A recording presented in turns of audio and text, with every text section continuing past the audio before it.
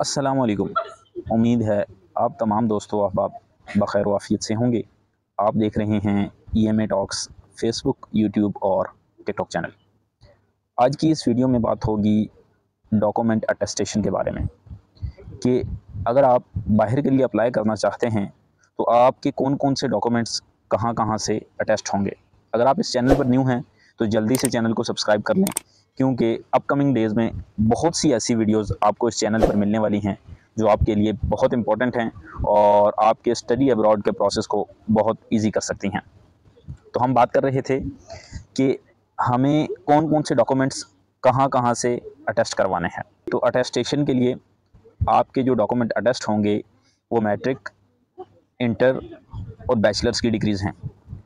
आपके जो मैट्रिक के डॉक्यूमेंट्स हैं वो सबसे पहले फेडरल बोर्ड से अटेस्ट होंगे। मैट्रिक और इंटर अगर आपने एफएससी की है, अगर आपने फेडरल बोर्ड के स्कूल या कॉलेज से एफएससी और मैट्रिक की है तो वो फेडरल बोर्ड से अटेस्ट होंगे। और अगर आपने किसी और बोर्ड से मैट्रिक या इंटर का एग्ज़ाम पास किया है तो आप वहाँ से पहले उसको अटेस्ट करवाएंगे। लेट्स सपोज आपने फेडरल बोर्ड से मैट्रिक और इंटर का एग्ज़ाम पास किया है तो आप पहले फेडरल बोर्ड से अटेस्टेशन करवाएंगे डॉक्यूमेंट की। वो आपकी ऑनलाइन भी हो जाएगी, आप ऑनलाइन भी अप्लाई कर सकते हैं। आपको एक एनवेलप आएगा, वो आप फिर उसके बाद नेक्स्ट प्रोसेस के लिए लेके जाएंगे। और इसी तरह इंटर का भी सेम है। और अगर आप फेडरल बोर्ड के ऑफिस जाना चाहें तो वहाँ जाके भी आप अटेस्टेशन करवा सकते हैं। उसके बाद जब आपने फेडरल बोर्ड से अटेस्टेशन करवा ली तो उसके बाद आपकी IBCC की अटेस्टेशन होगी मैट्रिक और इंटर के डॉक्यूमेंट्स के लिए। वो आपको जो एनवेलप आएगा फेडरल बोर्ड से वो आप IBCC के ऑफिस लेके जाएंगे और वहाँ से अपने डॉक्यूमेंट्स की अटेस्टेशन करवाएंगे। मैट्रिक और इंटर की डॉक्यूमेंटेशन आपकी कंप्लीट हो जाएगी। इनका complete process further next days में मैं अपने चैनल पे अपलोड करूँगा, लेकिन अभी मैं आपको ये बता रहा हूँ कि आपने कौन-कौन से डॉक्यूमेंट कहाँ-कहाँ से अटेस्ट कराने हैं। बाकी तमाम बोर्ड्स वाले भी इसी तरह अपने बोर्ड से पहले अटेस्ट करवाएंगे और उसके बाद वो IBCC से अपने डॉक्यूमेंट्स की अटेस्टेशन करवाएंगे। इसके बाद हम बात करेंगे अपने ग्रेजुएशन के डॉक्यूमेंट्स की।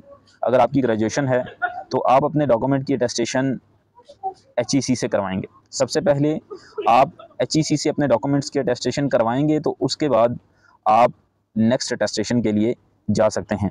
तो HEC के लिए सबसे पहले आपको अपॉइंटमेंट लेनी पड़ती है, तो आप उसके लिए अपॉइंटमेंट लेंगे और आपका तकरीबन 1 दिन लगेगा, आप HEC की अटेस्टेशन करवा लेंगे।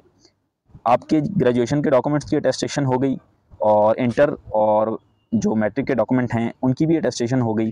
तो इसके बाद अब आप अपने नेक्स्ट अटेस्टेशन के लिए जाएंगे मुफ़ा के लिए। अगर आपकी इन इदारों से अटेस्टेशन नहीं हुई होगी तो आप मुफ़ा से अटेस्टेशन नहीं करवा सकते। और सबसे पहले आप इनकी अटेस्टेशन आपकी कंप्लीट हो गई तो उसके बाद आप अपने डॉक्यूमेंट्स की अटेस्टेशन के लिए मुफ़ा जाएंगे। मुफ़ा के लिए भी आपको तकरीबन 1 दिन लगेगा और इस तरह आपके डॉक्यूमेंट्स की मुफ़ा की अटेस्टेशन भी हो जाएगी। अब अगर आप कहीं बाहर भी अप्लाई कर रहे हैं या आपको पाकिस्तान में भी कहीं अटेस्टेशन की ज़रूरत है तो आपके तमाम डॉक्यूमेंट्स की अटेस्टेशन हो चुकी है और नेक्स्ट अब आप कहीं भी अप्लाई कर सकते हैं। तो आज की वीडियो हमारी अटेस्टेशन के बारे में थी। मैं स्टेप बाय स्टेप आपको अपने चैनल पे इन्फॉर्मेशन प्रोवाइड करता रहूँगा, तो इसके लिए चैनल को मस्ट फॉलो कर लें ताकि हर आने वाली नई वीडियो का नोटिफिकेशन आपको टाइमली रिसीव हो।